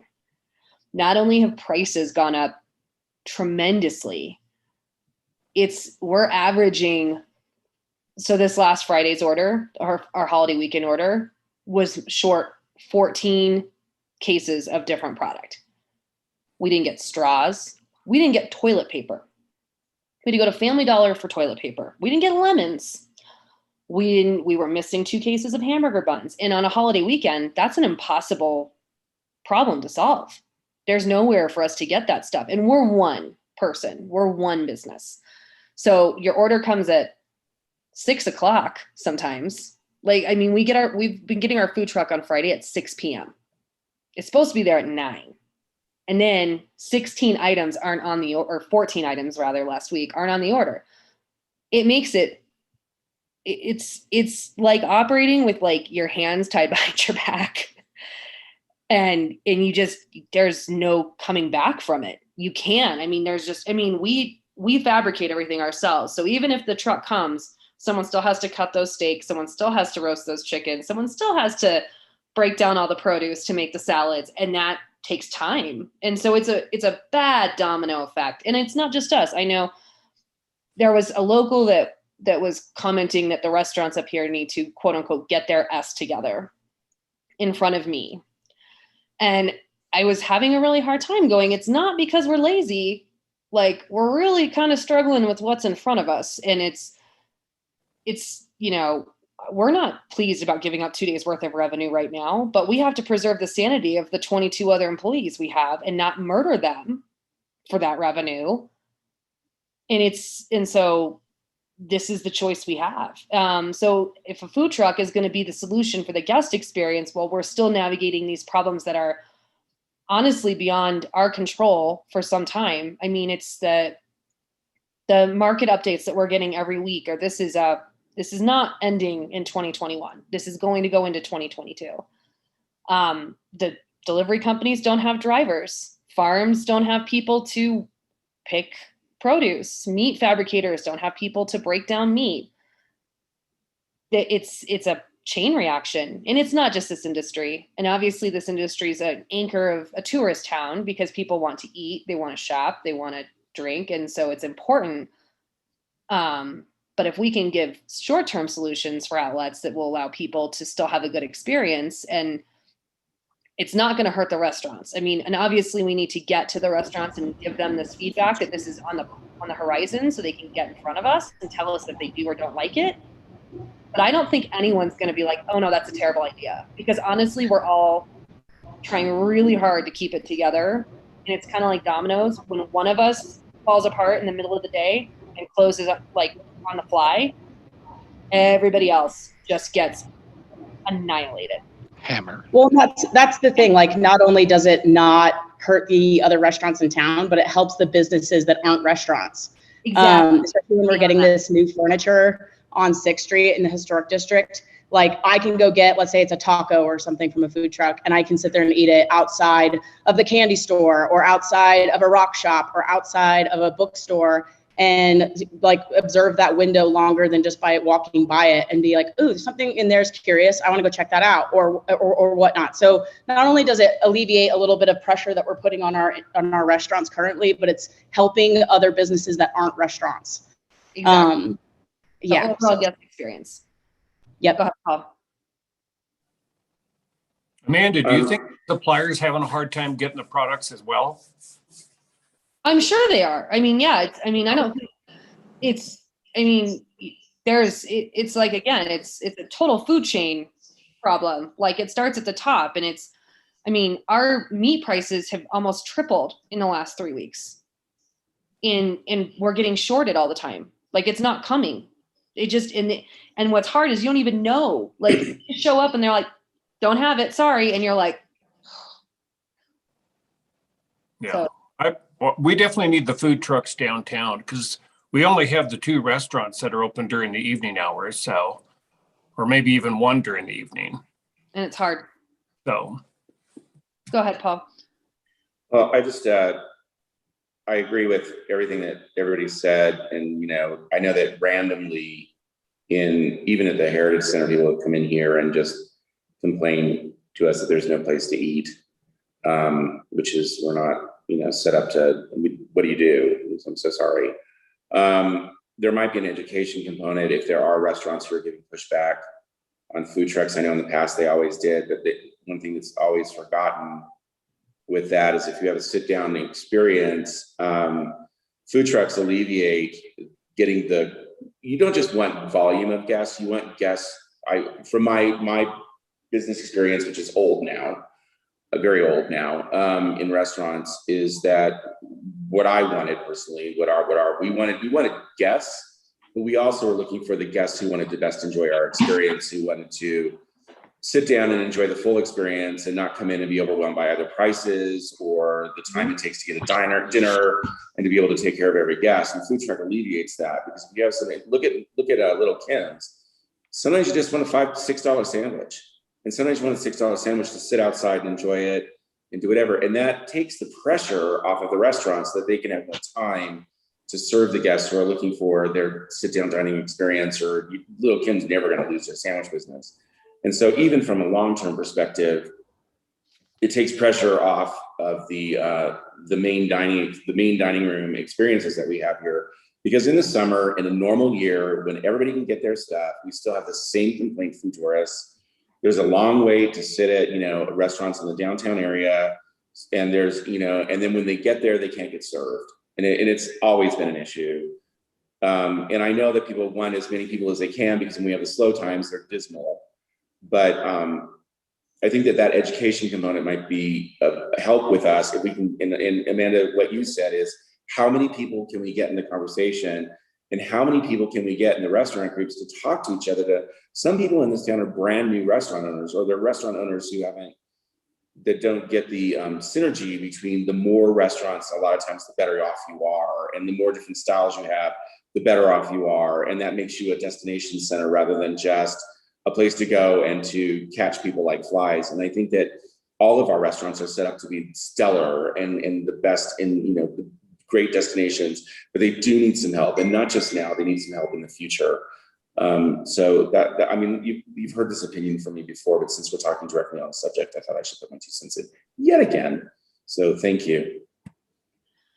So maybe the best direction here at this point, it sounds like the commission obviously all agrees that this is a problem that needs to be addressed.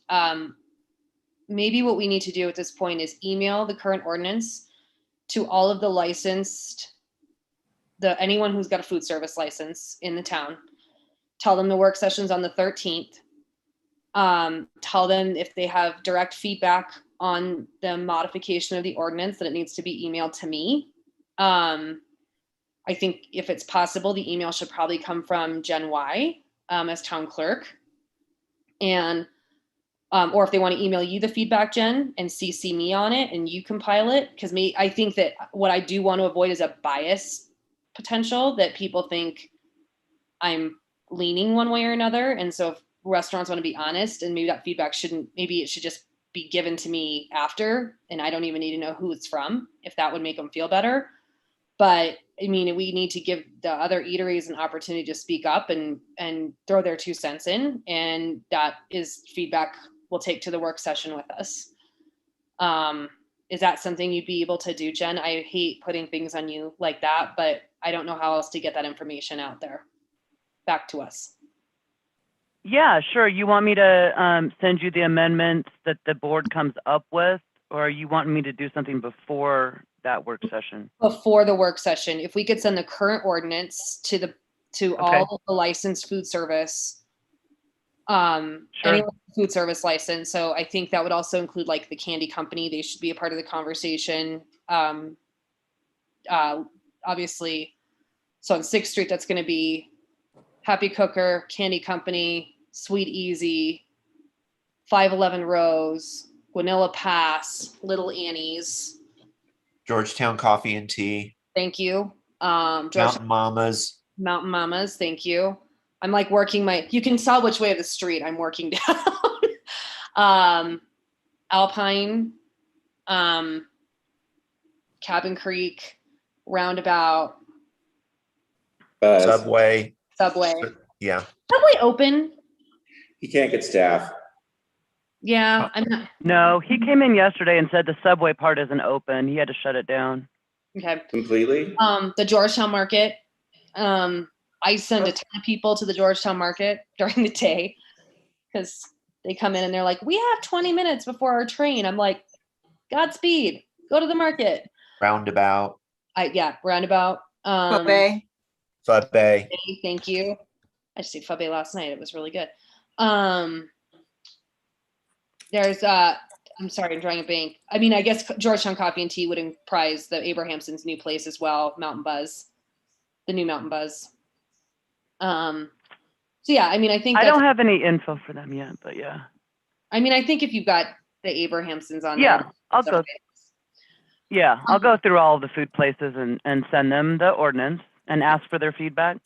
Yeah, and just say there's going to be a joint work session on the 13th between business promotions. We would like the feedback ahead of time if you could get it over to us, and we'll see how many people respond. Oh, coffee, tea, espresso. Yeah, Mark's place. Do you guys want the businesses to go to that work session or just have their feedback ahead of time? If they want to come, I think that's the way to do it. I certainly think public comment would be valuable, especially on the record in front of the Board of Selectmen. If people want to be there, that's important for sure. But you know, this is sounds good. I'll do that.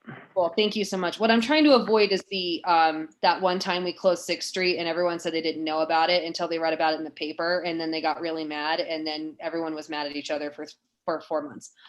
I'm trying to avoid that. We'll see how it does.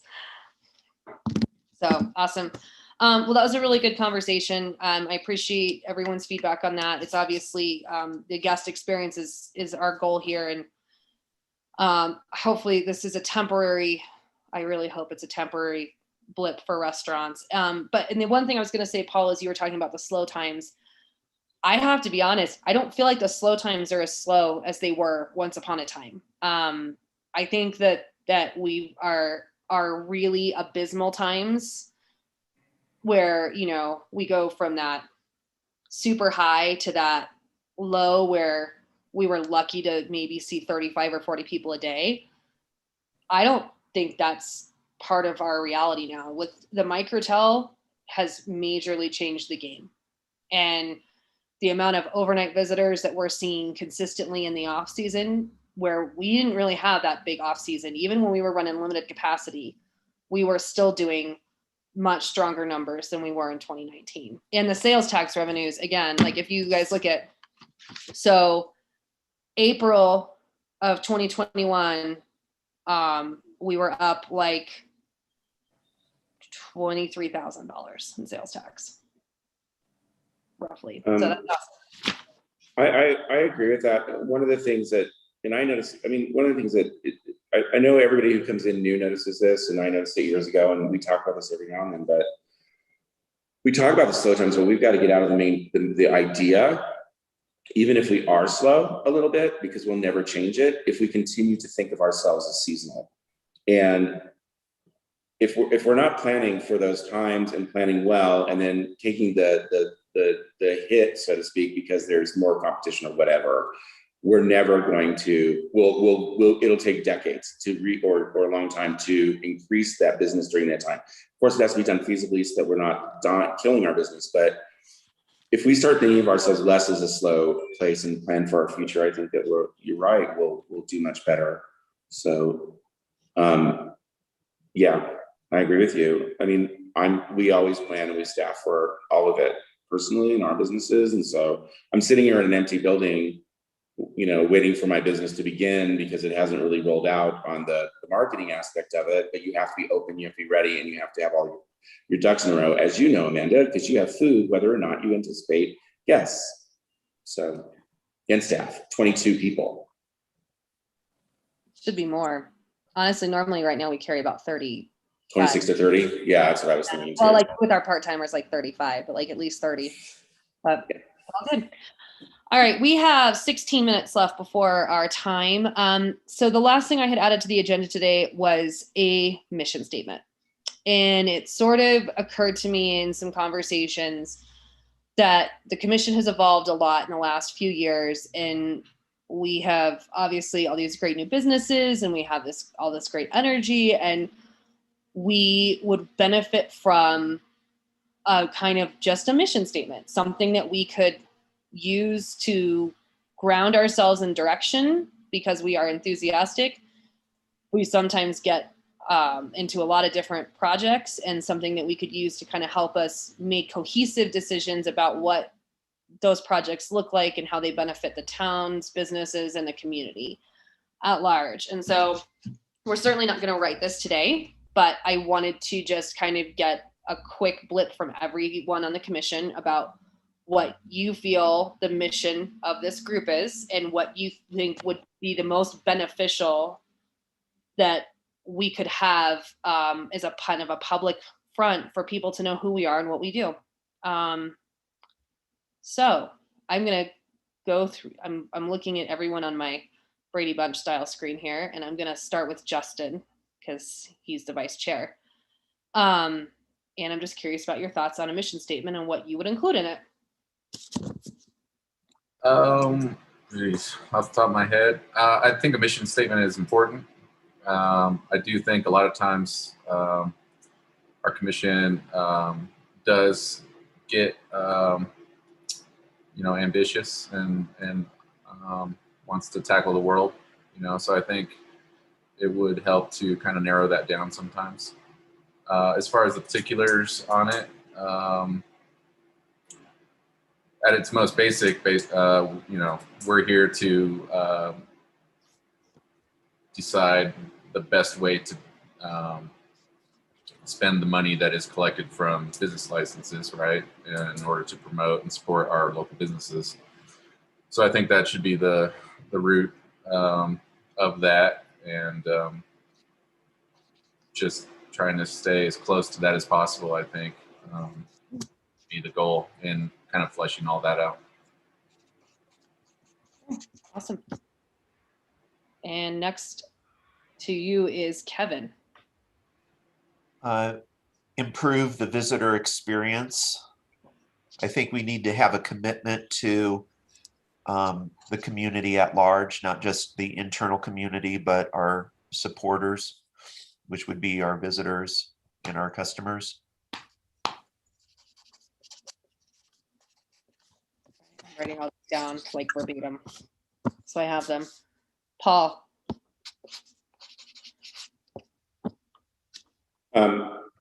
For items for the mission statement, I would have to think about that further. This was just like, I'm putting everybody on the spot. We're kind of spitballing, but yes, I'm open to whatever.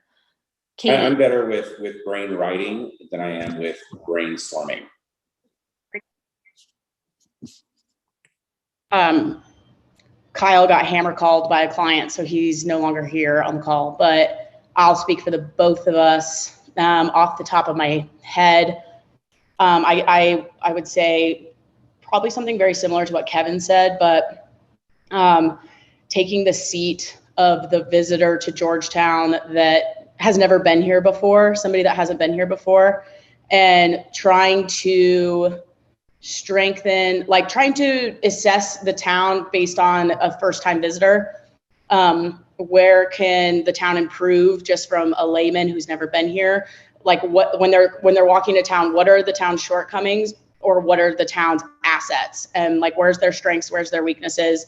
And strength, like, you know, I'm sorry, I don't do very good on the spot, but like assessing where a town can grow, what could be improved, and then obviously honoring what is good about it and using what's good about it, its strengths, to as the tools that build up where it's weak. So, you know, location to Denver, location to ski area, outdoorsiness, the vintage historic aspect. You use all of its strengths to as part of the promotional material or as part of the ways in which you can help out the weak parts of our town. I don't know. I'm really bad at this kind of stuff, but if I gave it like actual time, I can send you an email and kind of give you something more formal.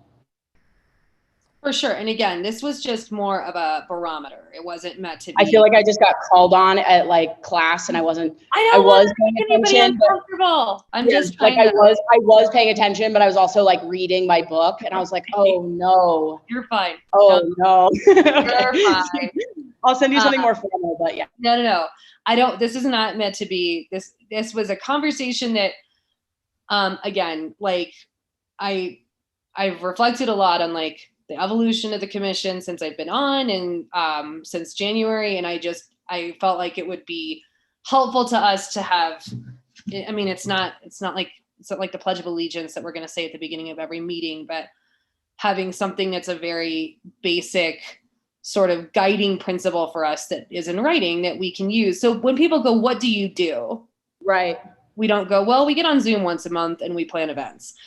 Well, and that's just going to help us stay focused. I mean, I agree with Justin where we're a really ambitious group. And I think a lot of people, I'm not saying anyone in particular, but I feel like the general consensus is like from town is that the business promotions can solve everything and they're responsible for solving everything or they're at fault for everything if something goes wrong.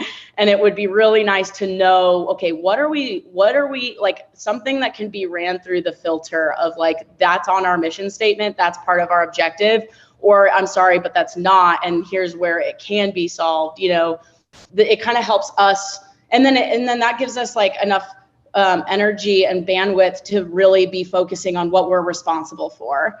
As being the person that was previously in Jen Jordan's role, you can so many, like that email address, I'm like, it's so funny because it says events at Town of Georgetown.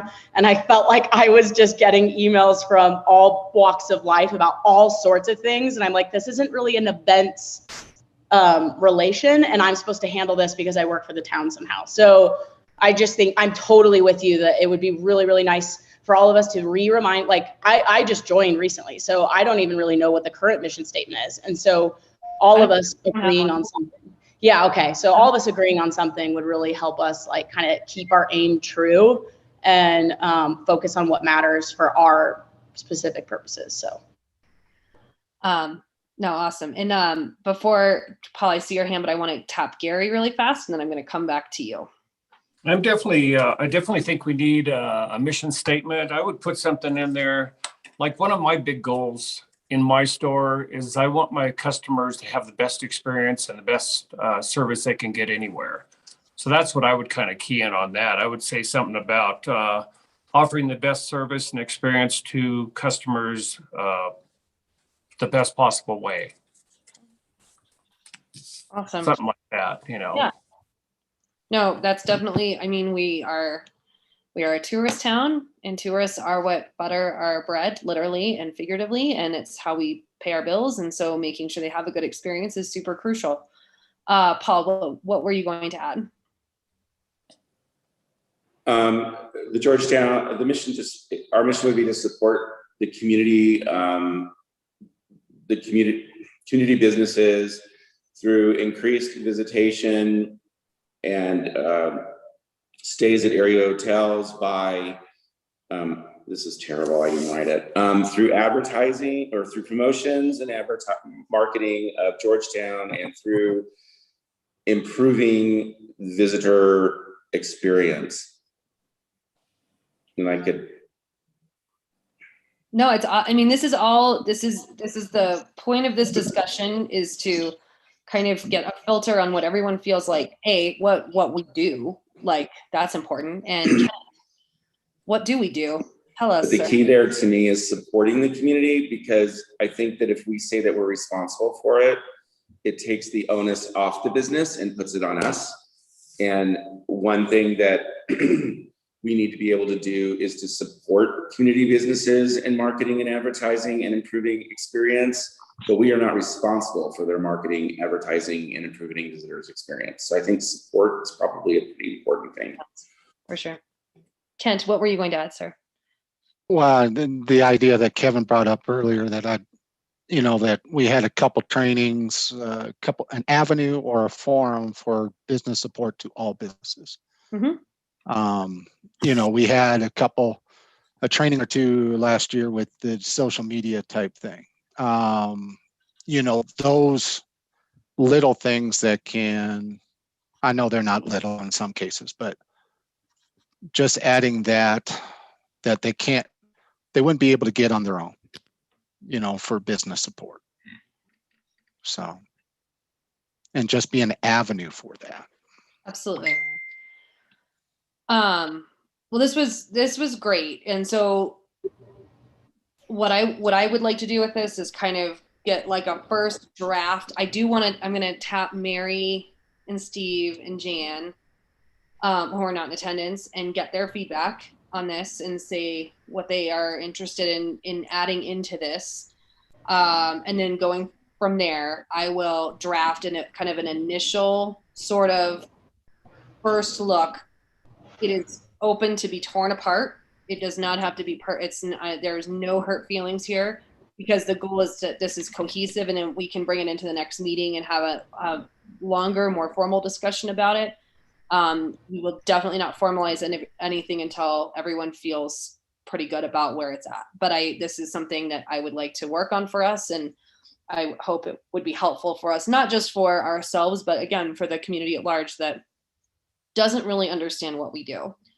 And and some days I don't even know if I understand what we do. People are like, is that you? And I'm like, I don't know if that's us, actually. I can't decide. So I think that this will be a good, helpful sort of beginning point for us as a commission to kind of ensure that we're not in the weeds.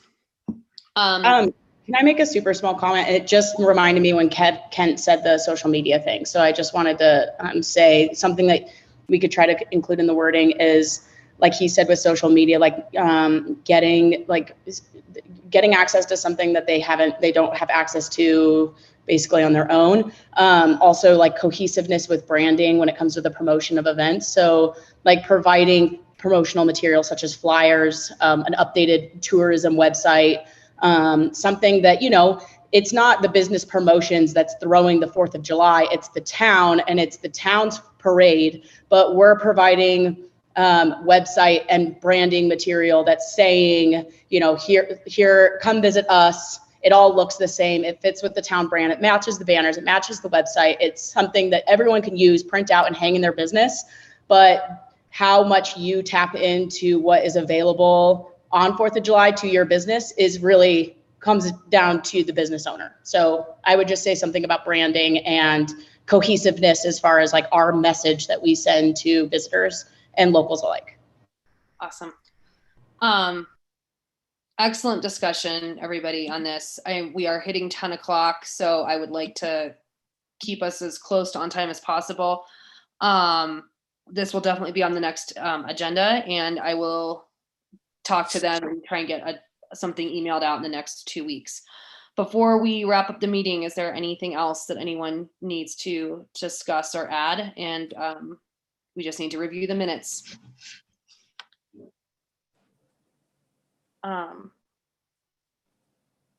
Jen, I might have been losing my mind. Was Cindy Neely not on this last meeting? I don't see her anywhere. I thought she was. I was like, maybe everything is running together. As far as the minutes, Yeah. You know what? That's on me. You certainly would have put her on there. I don't remember her being on there, but I could check the tape again. I mean, I trust you. You would have added her. That's just me having the whole month running together. I think we got an email from her with the attachments of the chair styles. I think that's what it was. Is that what I'm thinking of? Okay. I think so. Oh, okay. Doesn't need to be in the minutes. I didn't have any other amendments for the minutes that I noticed. I confess I read them late last night. So if anyone has, I'm trying to just do another quick review, but I didn't notice anything that was offensive or egregious. I thought they were fine. Good. Can I get a motion to approve the minutes? So moved. Second. I'll second it. Thank you. All in favor? Aye. Awesome. All right. It is 9:59 a.m. and I make a motion to adjourn. Thank you for attending, everybody. Can I have a second? Second. All in Thanks. Have a great day. Awesome. Meeting is adjourned. Thank you, everybody. Appreciate you being here today. Hey, y'all, I have 3 2x4 banner spaces. They're pocket banners. And if you guys have an event or you have something special coming up for your space, you want to put a banner up at the visitor center, just let me know. And I would have to just pre-approve artwork to make sure that there's not something offensive on it.